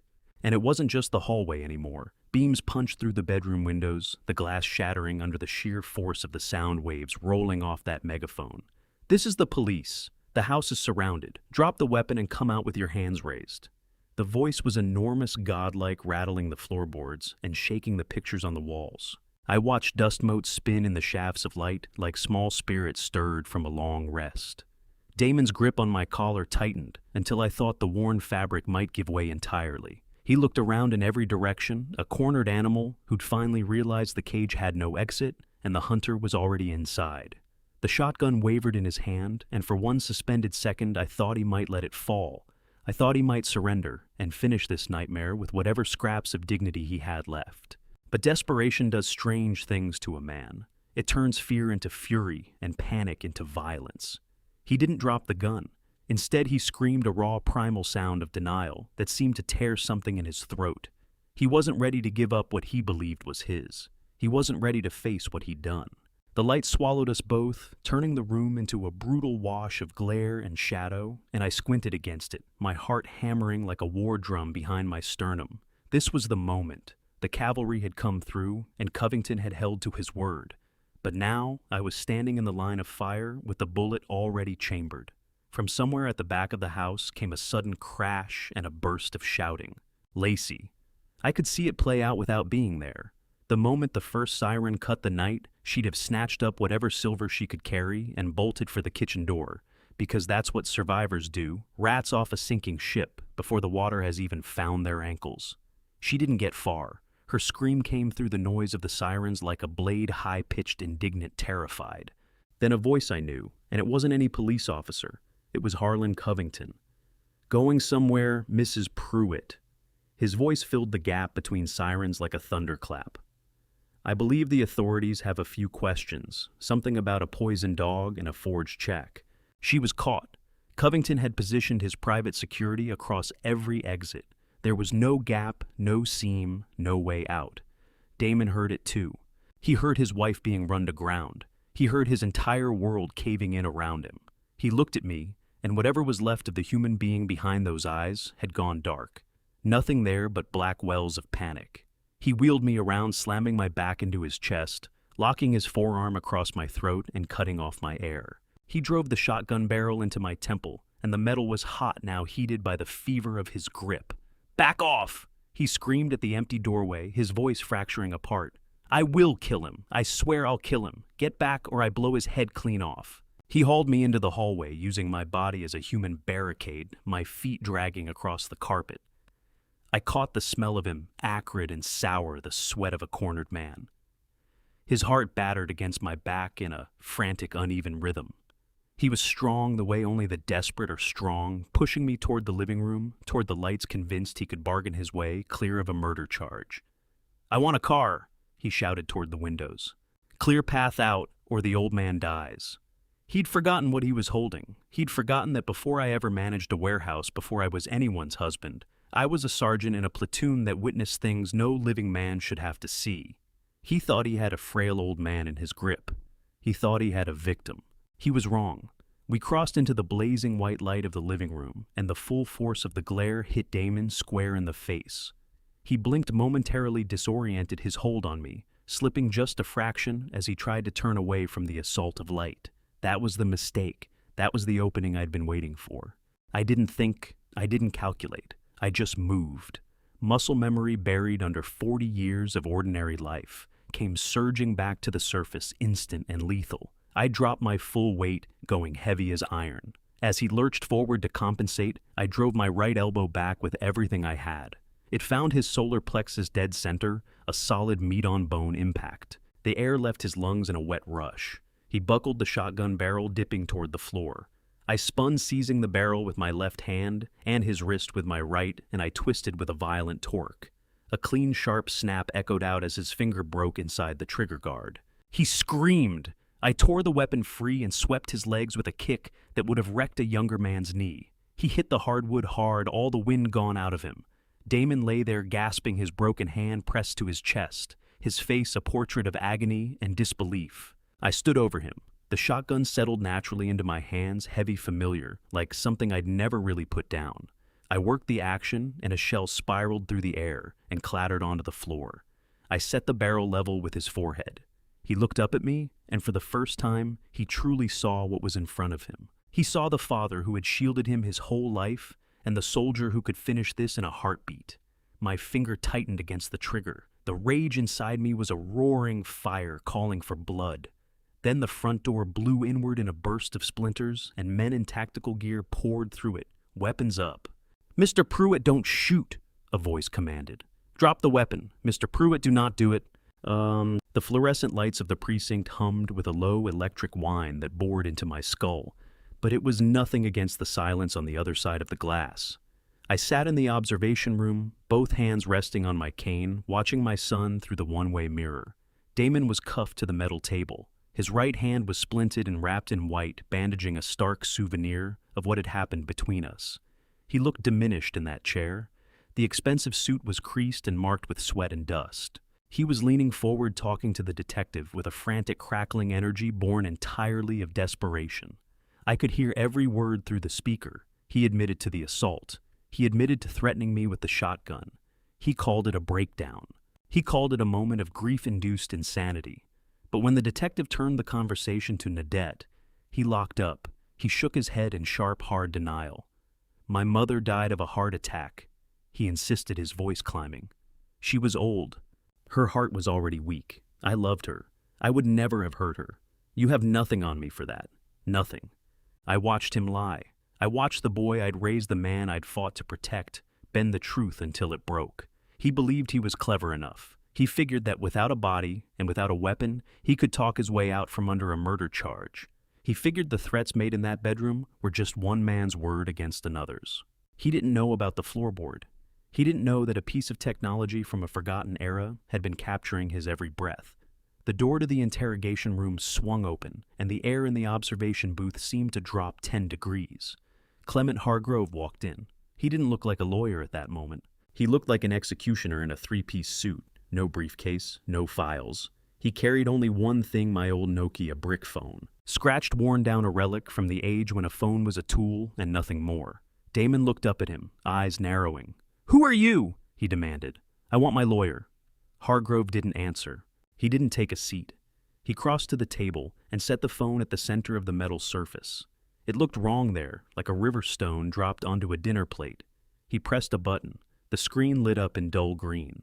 He looked at Damon, and for the first time I watched genuine fear flicker behind my son's eyes. A primal recognition that the trap had closed around him completely. Hargrove pressed play. The audio was small but surgically clear in that acoustically tiled room. My own voice came first, calm, steady, asking the question that had set everything in motion. "Why did you kill your mother, Damon?" Then a beat of silence, and then Damon's voice filled the room. The voice from the bedroom. The voice of the man he truly was. Because she was a miser, she was sitting on millions, Dad. She forced my hand. I switched the beta blockers for the stimulants. It wasn't poison. It was just medicine. If she had been stronger, she would have survived. Damon stopped breathing. He stared at the phone as though it were a coiled snake resting on the table between them. The color left his face all at once, leaving something gray and hollow behind. The recording kept going, his justifications, his blame, his full confession. Every word was another nail driven home. He sagged back in the chair, mouth working open and closed, producing nothing. He turned to the mirror. He looked directly at the spot where I was sitting. He couldn't see me. But he knew I was there. He knew I had played him. He knew that the senile old man he'd tried to strip of everything had been 2 steps ahead of him from the start. Hargrove stopped the recording. He said nothing. He simply picked up the phone, turned his back on the room, and walked out, leaving Damon alone with the echo of his own words. My son put his head down on the table and began to weep. It wasn't the crying of a man who felt remorse. It was the weeping of a man who understood his life was finished. The door to the observation room opened and Detective Hewitt stepped inside. He looked worn but satisfied. He had a file in his hand. He nodded toward the glass where Damon was now rocking back and forth in his chair. "We have him, Mr. Pruitt," he said quietly. "That recording is admissible. It establishes premeditation, it establishes motive. But that's not all." He opened the file and laid a transcript on the console in front of me. "We've been talking to your daughter-in-law in the next room. She didn't hold together the way he did. The moment we told her we had the recording of Damon, she fell apart. She's giving us everything to save her own neck. She confessed to it all, Mr. Pruitt. She admitted to opening credit cards under your name. She admitted to the identity theft. She admitted to poisoning the dog as a trial run for the powder. And most critically, she provided a sworn statement that she personally witnessed Damon discard the real heart medication and replace it with the stimulants. Said he boasted about it afterward. Said he called it the perfect crime." I looked down at the transcript. Lacey's words were right there in black and white, confirming every horror I had already known in my bones.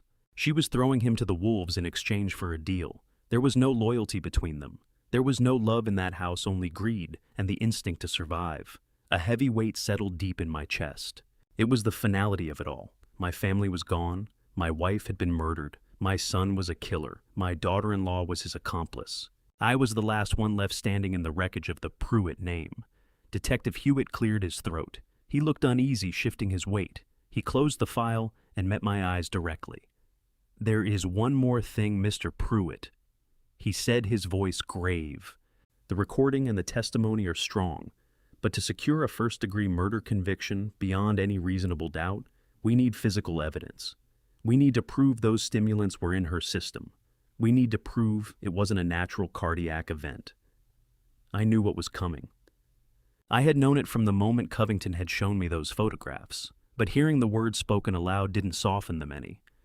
"We need to exhume Nadette's body," Hewitt said quietly. "We need a toxicology screen. I understand what I'm asking. I know you only just buried her, but we'll need your authorization to bring her up." I looked through the glass at my son. He was broken, defeated, but he was still breathing.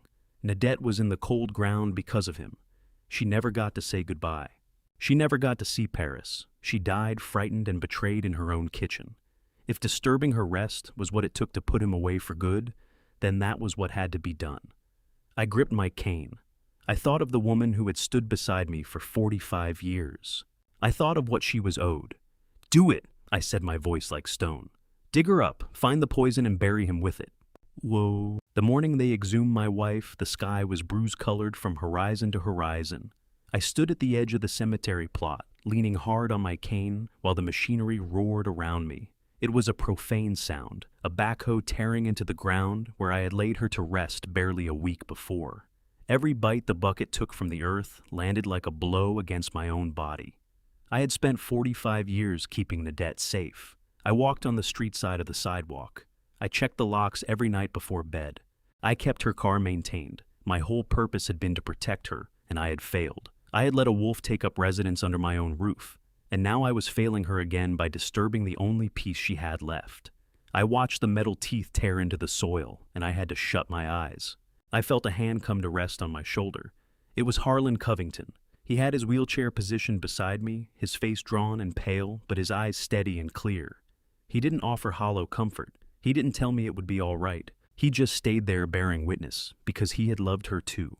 We stood in the cold morning air until the casket was raised. It looked wrong in the daylight, muddy, scarred wrong.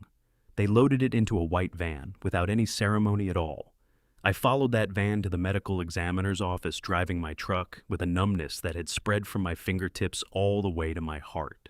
We sat in a sterile waiting room that smelled of floor wax and formaldehyde. The hours moved like years. I stared at a crack in the linoleum and tried not to think about what was happening beyond those double doors. I tried not to think about the scalpel. I tried not to think about my Nadette being opened up on a cold table. Covington held a newspaper in his hands, but he never once turned the page. We were two old men holding a vigil for a woman who deserved far better than any of this.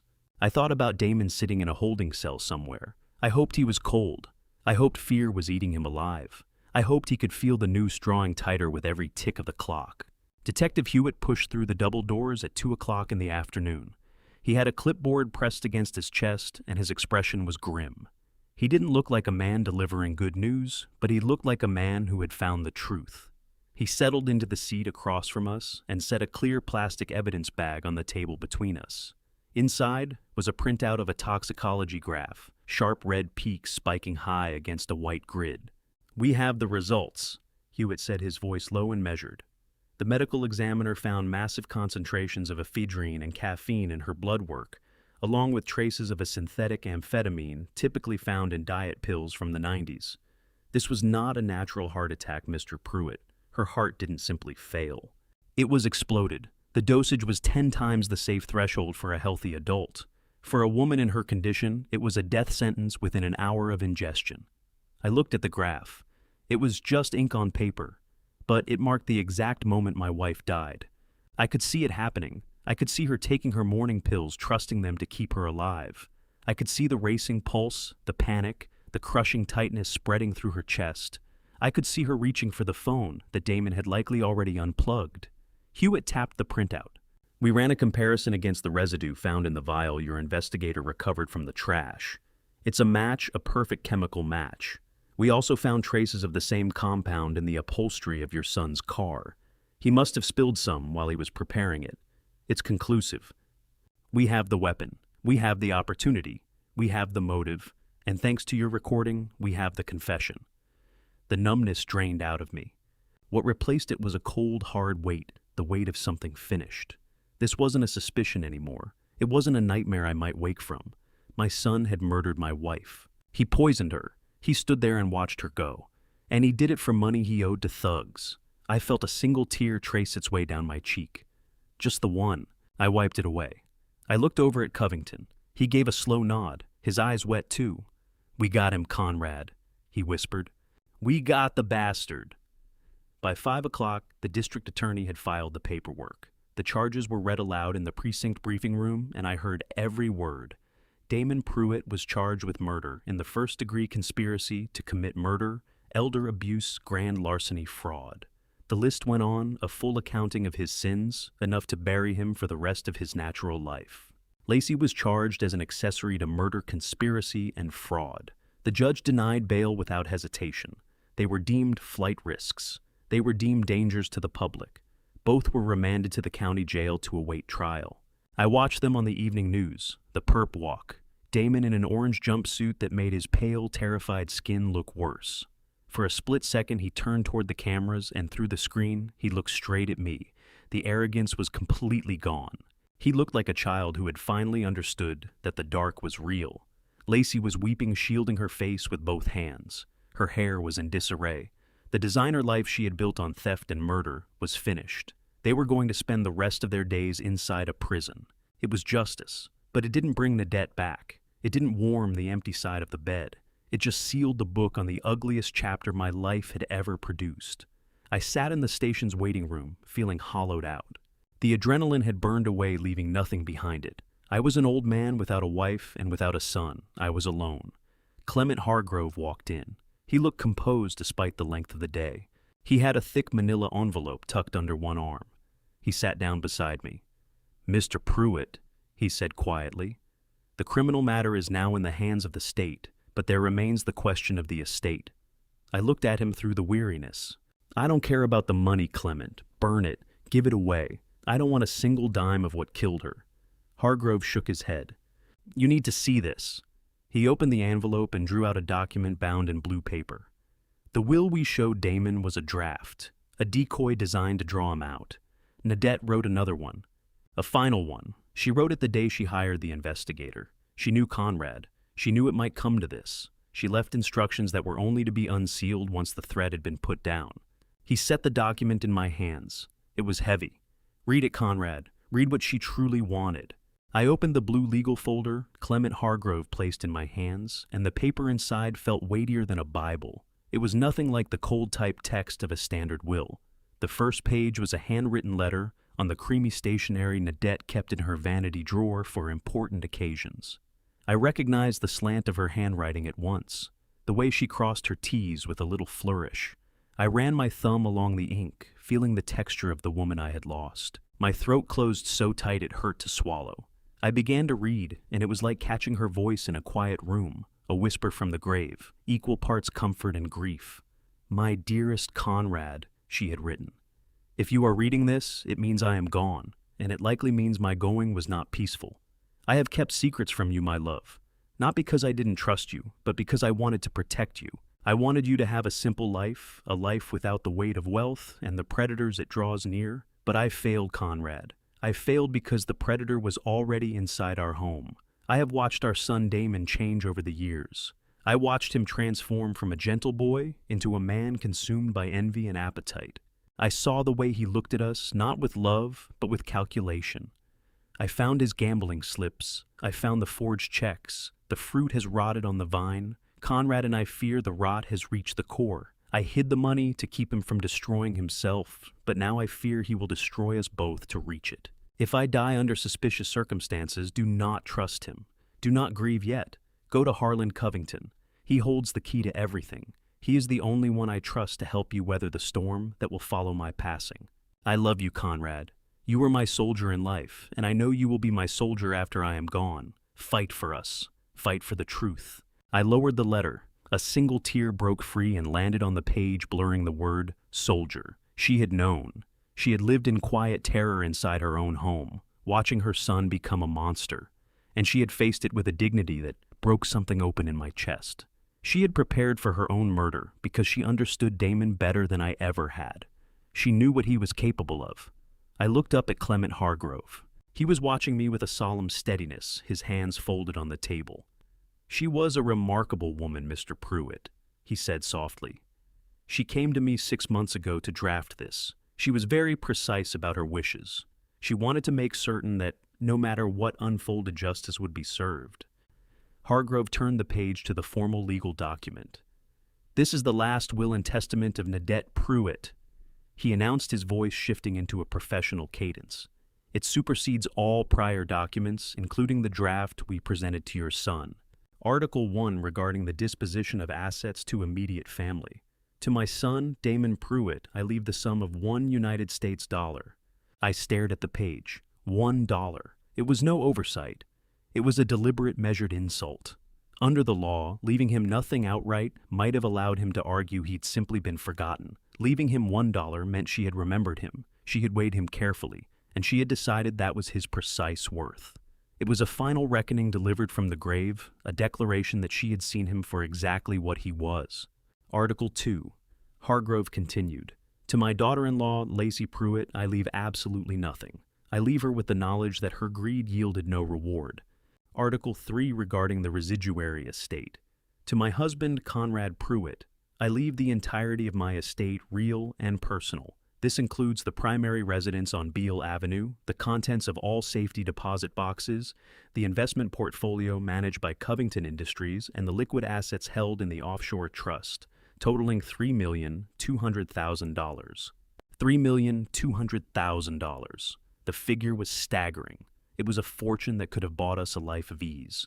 We could have traveled. We could have found a house somewhere near the ocean. We could have lived without worry.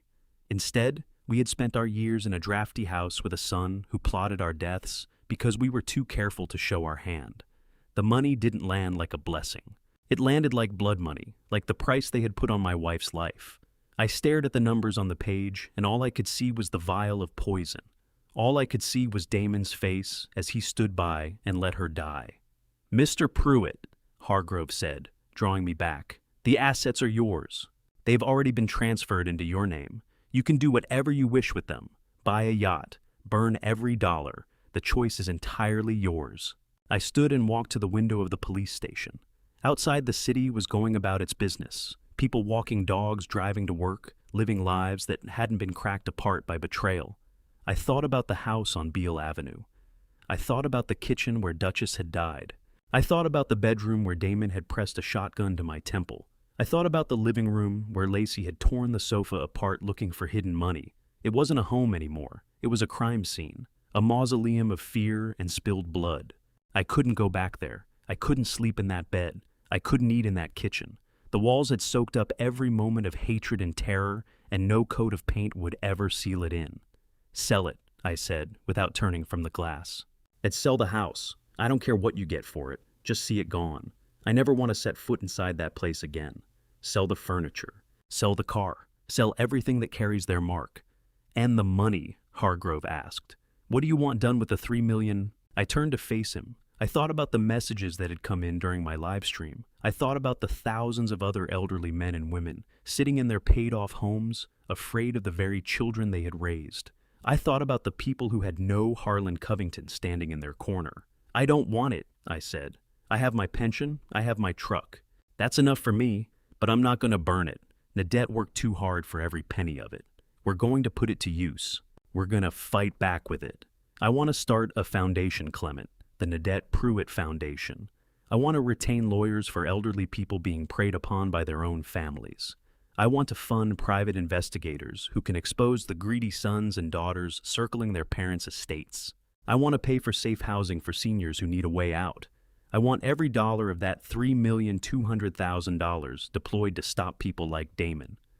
Hargrove smiled, a real one this time. "That is a noble legacy, Mr. Pruitt. Nadette would be proud. I'll have the paperwork drawn up immediately."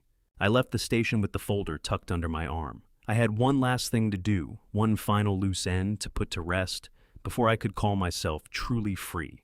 I climbed into my truck and drove not toward the city, but out along the highway toward the state correctional facility. The road stretched long and straight ahead of me, the sun going down and bleeding the sky in violent shades of orange and deep purple. I pulled up to the prison gate. Razor wire caught the dying light and threw it back. I showed my identification. I walked the metal detectors. I moved down the long gray corridor that smelled of bleach and misery. I settled into the visitation booth on the secured side of the glass. I waited. 5 minutes later, the door on the far side swung open. A guard walked him in. Damon was wearing an orange jumpsuit that hung loose on his frame. He had shed 20 pounds. His head was shaved clean. His eyes were hollow, sunken back deep into his skull. He looked broken. He looked like a man who had stared into the abyss and been swallowed by it. He sat down and reached for the receiver with a trembling hand. "Dad," he whispered, his voice barely holding together. "Dad, you came." I picked up the phone. I looked at him. I didn't see my son. I didn't see the baby I once held. I saw a stranger. "I came to give you something," I said. I held up the blue folder. I pressed the page flat against the glass. "Read it, Damon. Article 1. He squinted at it. He found the line. To my son, Damon Pruitt, I leave the sum of $1. He started to weep, great heaving sobs that shook his entire frame. He pressed his forehead hard against the glass. Dad, please, he begged. I am sorry. I am so sorry. Please help me. I am scared. I watched him cry. I felt nothing. The well had run completely dry. I got to my feet. I reached into my pocket and produced a single crisp dollar bill. I slid it through the slot in the metal tray. There's your inheritance, son, I said. Don't spend it all in one place. I set the receiver down. I turned my back on his weeping face. I walked out of that prison into the cool night air. I drew a long breath. For the first time in months, my lungs filled all the way. I was alone, but I was free. The glass partition in the visitation room was smeared with fingerprints and the grease of 1,000 desperate foreheads. But through it, I had seen my son more clearly than I ever had in my life. Damon clutched the single dollar bill I had pushed through the tray as if it were a rope thrown to a drowning man. His tears had dried, leaving pale streaks through the grime on his face. Now his eyes were wide, gripped by a frantic clawing panic. He pressed himself close to the glass, his breath clouding the surface. Dad, listen to me. He pleaded, his voice small and thin through the receiver. You have to get me a real lawyer. The public defender is worthless. He says I am looking at life without parole. You have the money now. You have millions. Just hire me a decent attorney. We can fight this together. We can argue it was an accident. We can say I was under duress. Please, Dad. You cannot let your own son rot in a place like this. I looked at him. I looked at the man who had poisoned his mother. I looked at the man who had pressed a shotgun to my skull. I searched for a flicker of the little boy who used to run to me when he scraped his knee.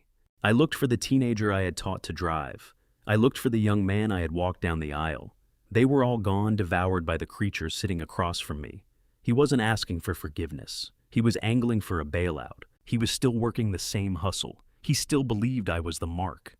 I leaned toward the glass. My voice came out even emptied of the rage that had driven me for weeks. I am not your dad, I said quietly. Your father died in that bedroom. He died the moment you pointed a loaded gun at his chest.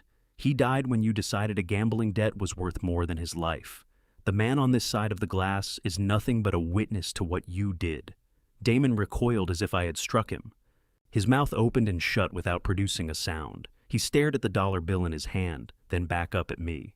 The fear in his eyes began to curdle into something else, a hard, venomous hatred. I hope you die alone, he spat. I hope you rot alongside that money. I already died alone, Damon, I replied. I died the night I understood what I had raised, but I came back, and now I intend to live. I hung up the phone. It settled into the cradle with a sound of finality that rang somewhere deep in my bones. I did not look back. I rose and walked out of the booth, leaving him screaming silent curses at soundproof glass. I moved down the long gray corridor past the guards and the gates and back out into the world. I breathed in air that tasted of rain and gasoline and freedom. It was over. The book was closed. 1 year later, the air carried the scent of roasted chestnuts and expensive perfume. The Seine River moved beneath me, dark and silken, holding the reflection of a city burning with golden light. I stood on the deck of a private riverboat, the wind lifting the hem of my merino wool overcoat. I was 73 years old, but I felt younger than I had at 50. I was not wearing my old warehouse clothes. I had on a bespoke navy suit cut in London. My shoes were Italian leather. My cane was polished walnut with a brass handle. I looked like a man who held a real stake in the world. Paris. Nadette had spoken of Paris for 40 years. She kept magazine cutouts of the Eiffel Tower taped to the inside of her pantry door. She watched old French films on Sunday afternoons, whispering dialogue she couldn't quite follow. She put pennies aside in a jar she marked Paris Fund. But that jar was always emptied for braces for tuition for bail. She never made it. She spent her years serving everyone around her, mopping up their disasters, making their lives shine, while her own stayed small and quiet. But she was here now. I felt her in the breeze off the water. I felt her in the warmth the setting sun left behind on my face. I looked out at the bridges, the grand facades, the lovers strolling hand in hand along the quay. It was everything she had ever pictured and more. I wasn't taking this in just for myself. I was taking it in for the two of us. The Nadette Pruitt Foundation was thriving back home. In the first 6 months, we had pulled 16 seniors free from abusive situations. We had put 3 corrupt guardians behind bars. We had recovered $5 million in stolen assets. Every victory was an offering to her memory. Every person we brought to safety was a rebuke to men like Damon. I had taken her tragedy and forged it into a crusade. I was no longer simply a survivor. I was a warrior. I turned toward the man settled into a comfortable chair nearby. Harlan Covington raised a glass of vintage Bordeaux. He looked better than he had in years, the open air doing him good. He had grown into something beyond a former employer, beyond an ally. He was my brother in arms.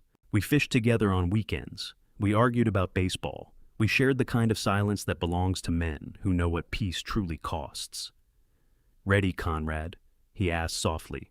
I nodded. I reached into the inner pocket of my coat and drew out a small velvet pouch. It didn't hold much, just a measure of ash. The rest of her rested in a handsome mausoleum back home. But this portion, this belonged to the world. I walked to the railing. The water moved softly against the hull. I opened the pouch. I didn't offer a prayer. I didn't make a speech. Nadette never needed speeches. She already knew what lived in my heart.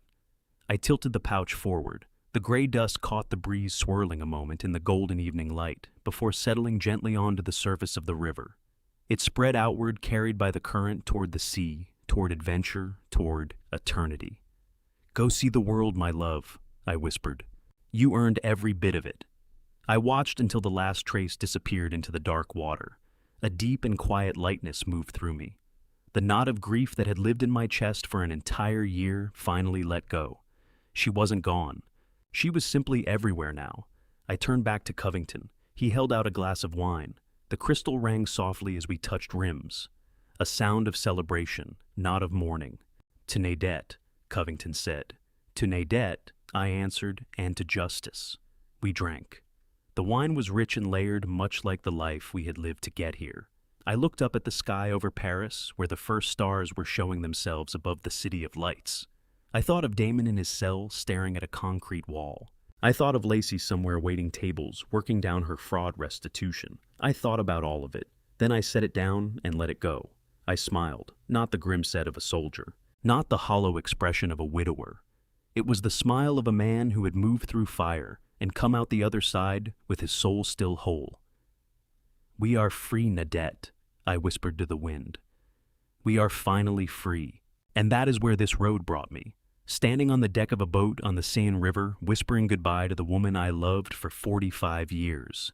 It is a strange thing to win and to grieve at the same time.